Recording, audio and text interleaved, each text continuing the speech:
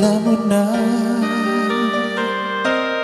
kung bakit ka kakaganyan.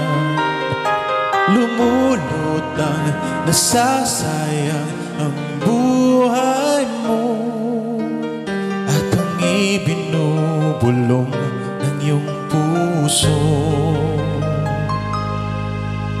Natutulog ba ang Diyos? Natutulog ba?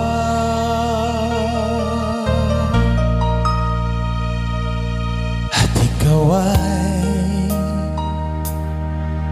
kaagad sumusuko. Konting hirap at munting pagsubok lamang.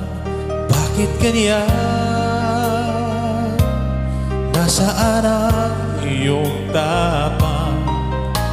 Naduduwag, nawawalan ng pag-asa, at iniisip na natutulog pa. Natutulog pa ang Diyos? Natutulog ba?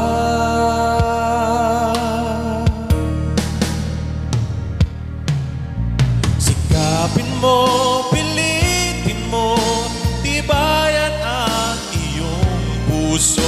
Tanging ikaw ang hubog sa iyong bukas. Huwag mo sanang akalain natutulog pa ang Diyos.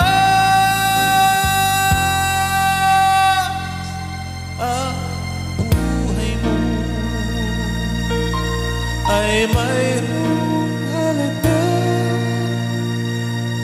sa Kanya.